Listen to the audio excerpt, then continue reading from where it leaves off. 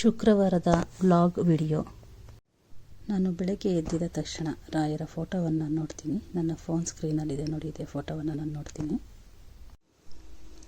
ಆನಂತರ chia seeds ಹಾಕಿ ಹಿಂದಿನ ರಾತ್ರಿನಲ್ಲೇ ನೆನೆಸಿಟ್ಟಿರುವಂತಹ 1 glass ನೀರನ್ನು ನಾನು ಕುಡಿತೀನಿ. ಆ ನೀರನ್ನು ಕುಡಿದ ನಂತರ ನನಗೆ ರೇಖಿ ಕ್ಲಾಸ್ದು ಲಿಂಕ್ ಬರುತ್ತೆ ವಾಟ್ಸಪ್ಪಲ್ಲಿ. ರೇಖಿ ಕ್ಲಾಸ್ಗೆ ಜಾಯ್ನ್ ಆಗಿ 5:45 ತನಕ ನಾನು ರೇಖಿ ಕ್ಲಾಸಲ್ಲಿ ಜಾಯ್ನ್ ಆಗಿರ್ತೀನಿ. ಆನಂತರ ನಾನು ಇವತ್ತು ತಿಂಡಿ ಪಲಾವ್ ಮಾಡ್ತಾಯಿದ್ದೀನಿ. ಪಲಾವ್ಗೆ ಹಿಂದಿನ ರಾತ್ರಿನೇ ನಾನು ಮತ್ತು ಲಕ್ಷ್ಮೀ ಸಿಸ್ಟರ್ ಅಂತ ಗೊತ್ತಿರಬಹುದು, ಇಬ್ಬರು ಕೂಡ ಎಲ್ಲ ತರಕಾರಿಯನ್ನೆಲ್ಲ ಹಚ್ಚಿಡ್ಕೊಂಡಿರ್ತೀವಿ. ಬೆಳಗ್ಗೆ ಎದ್ದು ಈ ರೀತಿ ಪಲಾವ್ ಬೇಗ ಮಾಡಬೇಕಲ್ಲ, 6:30 6:45ಗೆಲ್ಲ ತಿಂಡಿ ಆಗಬೇಕು. ಹಾಗಾಗಿ ಹಿಂದಿನ ರಾತ್ರಿನೆಲ್ಲ ಹೆಚ್ಚಿಡ್ಕೊಂಡು ಬೆಳಗ್ಗೆ ಬೇಗ ಎದ್ದು ತಿಂಡಿ ಮಾಡ್ತಾಯಿದ್ದೀನಿ. ತಿಂಡಿಗೆ ವಿಸಲ್ ಹಾಕಿದ ನಂತರ ಕಿಟಕಿಯಿಂದ ನೋಡಿದೆ, ಆವಾಗ ತಾನೇ ಸೂರ್ಯ ಉದಯಿಸ್ತಾ ಇತ್ತು. ಹಾಗಾಗಿ ಸ್ಟವ್ ಆಫ್ ಮಾಡಿದ ನಂತರ ನಾನು ಸೂರ್ಯನಿಗೆ ನಮಸ್ಕಾರ ಮಾಡಿ ಬರೋಣ ಅಂತ ಹೇಳಿ ನಾನು ಟೆರೆಸ್ ಮೇಲೆ ಹೋಗ್ತಾಯಿದ್ದೀನಿ. ಈಗ ಸೂರ್ಯನಿಗೆ ನಮಸ್ಕಾರ ಮಾಡ್ತಾಯಿದ್ದೀನಿ. ನಾನು ಎದ್ದಿದ ತಕ್ಷಣ ಸೂರ್ಯನಿಗೆ ಪ್ರತಿದಿನ ಉದಯೇ ಬ್ರಹ್ಮರೂಪಾಯ ಮಧ್ಯಾಹ್ನೇತು ಮಹೇಶ್ವರ ಅಸ್ತಮಾನೆ ಸ್ವಯಂ ವಿಷ್ಣು ತ್ರೈತ್ರಿಮೂರ್ತಿ ದಿವಾಕರಃ ಅಂತ ಸೂರ್ಯನಿಗೆ ನಮಸ್ಕಾರವನ್ನು ಮಾಡಿದೆ. ನಂತರ ನಾನು ಗಿಡಗಳಿಗೆ ನೀರನ್ನು ಹಾಕ್ತಾ ಅಲ್ಲಿರುವಂತಹ ಹೂವುಗಳ ಹತ್ರ ಸ್ವಲ್ಪ ಮಾತಾಡ್ತಾ ಪಾಟಲ್ಲಿರುವಂತಹ ಮಣ್ಣಿಗೂ ಕೂಡ ನಾನು ನಮಸ್ಕಾರವನ್ನು ಮಾಡ್ತೀನಿ.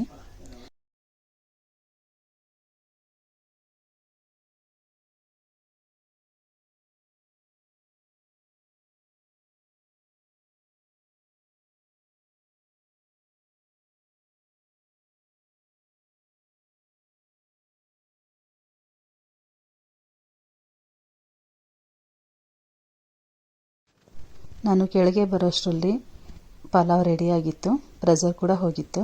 ಅದನ್ನು ಮಿಕ್ಸ್ ಮಾಡಿದೆ ಮೊದಲು. ಅದನ್ನು ಮಿಕ್ಸ್ ಮಾಡಿದ ನಂತರ ಬಾಕ್ಸ್ಗೆ ಮಕ್ಕಳಿಗೆಲ್ಲ ಹಾರೋದಕ್ಕೆ ಅಂತ ಇಟ್ಟೆ. ನಂತರ ಮಕ್ಕಳಿಗೆ ಬಾಕ್ಸ್ಗೆ ಹಾಕಿ ಎಲ್ಲ ರೆಡಿ ಮಾಡಿದೆ. ನಂತರ ಬಾಕ್ಸಿಗೆಲ್ಲ ರೆಡಿ ಮಾಡಿ ಬಾಕ್ಸಿಗೆ ಕಳಿಸಿದ ನಂತರ ಮತ್ತೆ ಅವರಿಗೆ ತಿಂಡಿ ತಿನ್ನೋದಕ್ಕೆ ಅಂತ ಕೊಟ್ಟೆ. ಮಕ್ಕಳನ್ನು ಸ್ಕೂಲಿಗೆಲ್ಲ ಕಳಿಸಿದ ಮೇಲೆ ಮತ್ತು ಸಿರಿಧಾನ್ಯ ಪಲಾವ್ ಮಾಡಬೇಕಿತ್ತು. ಹಸ್ಬೆಂಡ್ ಈ ರೀತಿ ರೈಸ್ ತಿನ್ನಲ್ಲ, ಹಾಗಾಗಿ ಅವರಿಗೆ ಸಿರಿಧಾನ್ಯ ಪಲಾವ್ ಮಾಡೋಣ ಅಂತಂದ್ಬಿಟ್ಟು ಅದನ್ನು ಕೂಡ ರೆಡಿ ಮಾಡಿ ಇಟ್ಕೊಂಡಿದ್ನಲ್ಲ, ಅದನ್ನು ಬೇರೆ ಕುಕ್ಕರಲ್ಲಿ ಒಗ್ಗರಣೆಗೆ ಹಾಕಿ ಸಿರಿಧಾನ್ಯ ಪಲಾವ್ ಮಾಡ್ತಾಯಿದ್ದೀನಿ ನೋಡಿ. ನಾನು ಹಿಂದಿನ ದಿನ ರಾತ್ರಿಯೇ ಇದು ಸಾಮೆ ಅಕ್ಕಿನ ನಾನು ಹಿಂದಿನ ದಿನ ರಾತ್ರಿನೇ ಕೂಡ ನೆನೆಸಿಟ್ಟಿದ್ದೆ.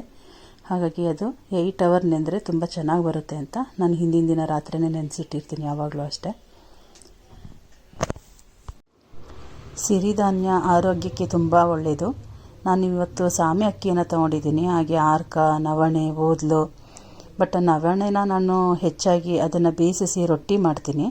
ಆದರೆ ಆರ್ಕ, ಓದಲನ್ನೆಲ್ಲ ಹಿಂದಿನ ದಿನ ರಾತ್ರಿನೇ ನೆನೆಸಿಟ್ಟು ಈ ರೀತಿ ಸಿರಿಧಾನ್ಯ ಯೂಸ್ ಮಾಡಿ ಪಲಾವು, ಚಿತ್ರಾನ್ನ, ಟೊಮೊಟೊ ಬಾತು, ಪೊಂಗಲ್ಲು ಎಲ್ಲ ರೀತಿಯೂ ಕೂಡ ಮಾಡ್ತಾಯಿರ್ತೀನಿ. ಪ್ರತಿದಿನ ಅವರಿಗೆ ಸಪ್ರೇಟಾಗಿ ಇದೇ ರೀತಿಯೇ ಮಾಡಿ ಬಾಕ್ಸ್ಗೆ ಹಾಕಿ ಕಳಿಸ್ಕೊಡ್ತೀನಿ. ನೀವು ಕೂಡ ಮಾಡಿ, ತುಂಬ ಒಳ್ಳೆಯದು ಆರೋಗ್ಯಕ್ಕೆ. ಸಿರಿಧಾನ್ಯ ಪಲಾವ್ ಮಾಡಿದ ನಂತರ ಕಷಾಯ ಮಾಡೋದಕ್ಕೆ ಅಂತ ಶುರು ಮಾಡಿದೆ. ಇವತ್ತು ನಾನು ನಿಮಗೆ ಅದ್ಭುತವಾದಂತಹ ಔಷಧೀಯ ಗುಣಗಳುಳ್ಳಂತಹ ಜೋಳದ ಕೂದಲಿನ ಉಪಯೋಗ ಮತ್ತು ಅದರಿಂದ ಯಾವ ರೀತಿಯ ಕಷಾಯವನ್ನು ನಾನು ಪ್ರತಿನಿತ್ಯ ಕುಡಿತೀನಿ ಅನ್ನೋದನ್ನು ತೋರಿಸ್ತಾ ಇದ್ದೀನಿ. ಮೊದಲು ನಾನು ಈ ಜೋಳದ ಕೂದಲನ್ನು ತೆಗೆದುಕೊಂಡು ಅದನ್ನು ನೀರಿನಿಂದ ಚೆನ್ನಾಗಿ ತೊಳಿತಾ ಇರ್ತೀನಿ. ಏಕೆಂದರೆ ಅದಕ್ಕೆ ಔಷಧಿಗಳನ್ನು ಸಿಂಪಡಿಸಿರ್ತಾರೆ, ಅದೆಲ್ಲ ಹೋಗಬೇಕಲ್ಲ. ಹಾಗಾಗಿ ಸ್ವಲ್ಪ ಉಪ್ಪು ನೀರಿನಲ್ಲಿ ನೆನೆ ಹಾಕಿ ಅದನ್ನು ನೀಟಾಗಿ ಆ ಕೂದಲನ್ನು ತೊಳೆದುಕೊಂಡು ಅದನ್ನು ಸ್ವಲ್ಪ ಕತ್ತರಿಸ್ತಾ ಇದ್ದೀನಿ. ಕಟ್ ಮಾಡಿ ಅದನ್ನು ಬಿಸಿ ನೀರಿಗೆ ಅಂದರೆ ಕುದಿಯೋದಕ್ಕೆ ಇಡ್ತಾ ಇದ್ದೀನಿ. ಇವಾಗ ಅದನ್ನು ಕುದೀತಾ ಇರಬೇಕಾದ್ರೆ ನಾನಿವಾಗ ಅದಕ್ಕೆ 1 ಇಂಚು ಶುಂಠಿಯನ್ನು ತೊಗೊಂಡಿದ್ದೀನಿ. ಆ ಶುಂಠಿಯನ್ನು ಚೆನ್ನಾಗಿ ಸ್ವಲ್ಪ ಜಜ್ಜಿಕೊಂಡು ಕಲ್ಲಿನಲ್ಲಿ ಈ ರೀತಿ ಚೆನ್ನಾಗಿ ಜಜ್ಕೋಬೇಕು. ಚೆನ್ನಾಗಿ ಜಜ್ಜಿದಂಥ ಶುಂಠಿಯನ್ನು ನಾನು ಆ ಕಷಾಯಕ್ಕೆ ಸೇರಿಸ್ತೀನಿ.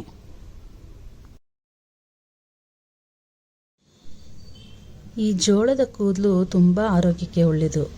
ಇದನ್ನು ನಾವು ಪ್ರತಿನಿತ್ಯ ಬಳಸ್ತಾ ಇದ್ದರೆ ಮೂತ್ರಪಿಂಡದಲ್ಲಿರುವಂತಹ ಕಲ್ಲುಗಳನ್ನು ದೇಹದಿಂದ ಹೊರಹಾಕೋದಕ್ಕೆ ಸಹಾಯ ಮಾಡುತ್ತೆ ಮತ್ತು ಬ್ಲಡ್ಡಲ್ಲಿರುವಂತಹ ಶುಗರ್ ಅಂಶವನ್ನು ಕೂಡ ಕಡಿಮೆ ಮಾಡುತ್ತೆ. ಇವಾಗ ನಾನು ಅದೇ ಕುಟಾಣಿಗೆ ಸ್ವಲ್ಪ ಮೆಣಸು, 1 ಚಮಚ ಜೀರಿಗೆ ಮತ್ತು 1 ಚಮಚ ಧನಿಯಾ ಕಾಳುಗಳನ್ನು ತಗೋತಾ ಇದ್ದೀನಿ. ಈ ಮೂರೂ ಕೂಡ ಆರೋಗ್ಯಕ್ಕೆ ತುಂಬ ಒಳ್ಳೆಯದು. ಇದು ಏಕೆ ಅಂತಂದರೆ ಯಾವಾಗಲೂ ಇದನ್ನ ಪ್ರತಿನಿತ್ಯ ಕುಡಿತಾ ಬಂದರೆ ನಮ್ಮ ದೇಹದಲ್ಲಿರುವಂತಹ ಕೆಟ್ಟ ಕೆಮಿಕಲ್ಸ್ ಏನಾದರೂ ನಾವು ಬೇರೆ ಫುಡ್ ತಿಂದಾಗ ನಮ್ಮ ದೇಹದಲ್ಲಿರುವಂತಹ ರಾಸಾಯನಿಕ ಅಂಶಗಳನ್ನು ದೇಹದಿಂದ ಹೊರಹಾಕೋದಕ್ಕೂ ಕೂಡ ಈ ಜೋಳದ ಕೂದಲು ಸಹಾಯ ಮಾಡುತ್ತೆ. ಈ ಮೆಣಸು, ಜೀರಿಗೆ, ಧನಿಯಾ ಕಾಳುಗಳು ಕೂಡ ಆರೋಗ್ಯಕ್ಕೆ ತುಂಬ ಒಳ್ಳೆಯದು. ಇದನ್ನು ಈ ರೀತಿಯಾಗಿ ಕುಟ್ಕೋಬೇಕು.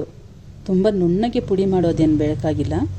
ಇದನ್ನು ತರ್ತರಿಯಾಗಿ ಸ್ವಲ್ಪ ಕುಟ್ಟಿದರೆ ಸಾಕಾಗುತ್ತೆ. ಈ ರೀತಿ ತರ್ತರಿಯಾಗಿ ಕುಟ್ಟಿ ನಾನು ಇದನ್ನು ಕಷಾಯಕ್ಕೆ ಸೇರಿಸ್ಕೊಳ್ತಾ ಇದ್ದೀನಿ.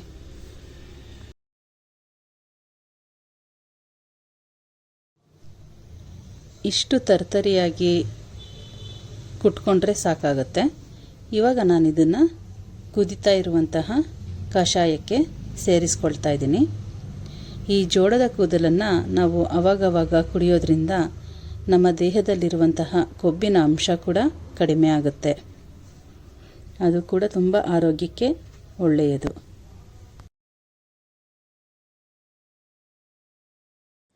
ಈ ರೀತಿ ಕುದೀತಾ ಇರಬೇಕಾದ್ರೆ ಕುಟ್ಟಿರುವಂತಹ ಮೆಣಸು, ಜೀರಿಗೆ ಮತ್ತು ಧನಿಯಾ ಕಾಳಿನ ಪುಡಿಯನ್ನು ಸೇರಿಸ್ತಾ ಇದ್ದೀನಿ.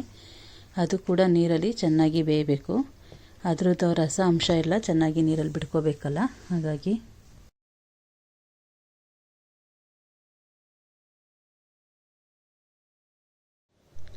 ನೋಡಿ ಈ ರೀತಿ ಕುದೀತಾ ಇದೆ. ಸ್ವಲ್ಪ ನೀರಿನ ಅಂಶ ಕಡಿಮೆ ಆಗಬೇಕು. ಸ್ವಲ್ಪ ನೀರಿನ ಅಂಶ ಕಡಿಮೆ ಆದ ನಂತರ ನಾನು ಅದಕ್ಕೆ ಬೆಲ್ಲದ ಪುಡಿ, ಆರ್ಗ್ಯಾನಿಕ್ ಬೆಲ್ಲವನ್ನು ತಂದಿದ್ದೀನಿ. ಅದಕ್ಕೆ ನಾನು ಆರ್ಗ್ಯಾನಿಕ್ ಬೆಲ್ಲದ ಪುಡಿಯನ್ನು ಈ ಕಷಾಯಕ್ಕೆ ಸೇರಿಸ್ಕೊಳ್ತಾ ಇದ್ದೀನಿ. ಬೇಕು ಅನ್ನೋರು ಇದನ್ನು ಬಸಿದ ನಂತರ, ಇದನ್ನು ಸೋಸ್ಕೊಂಡಿದ ನಂತರ ನಾವು ಅದಕ್ಕೆ ಜೇನುತುಪ್ಪ ಬೇಕು ಅಂದರೆ ಜೇನುತುಪ್ಪ ಕೂಡ ಹಾಕ್ಕೊಂಡು ಕುಡಿಬಹುದು. ನಾನು ಆರ್ಗ್ಯಾನಿಕ್ ಬೆಲ್ಲನೂ ಕೂಡ ಆರೋಗ್ಯಕ್ಕೆ ಒಳ್ಳೆಯದು. ಆ ದೃಷ್ಟಿಯಿಂದ ನಾನಿಲ್ಲಿ ಬೆಲ್ಲವನ್ನು ಸೇರಿಸ್ಕೊಳ್ತಾ ಇದ್ದೀನಿ.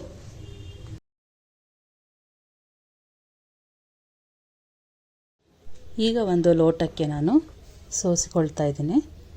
ಈ ರೀತಿಯಾಗಿ ನಾವು ಬೆಳಗಿನ ಟೈಮ್ ಕುಡಿಯೋದ್ರಿಂದ ಈ ಕಾಫಿ, ಟೀ ನನಗೆ ಅಭ್ಯಾಸ ಇಲ್ಲ. ಕಾಫಿ, ಟೀ ಕುಡಿಯೋ ಬದಲು ಈ ರೀತಿ ಕಷಾಯವನ್ನು ನಾನು ಪ್ರತಿದಿನ ಬೆಳಗ್ಗೆ ಕುಡಿತಾ ಇರ್ತೀನಿ.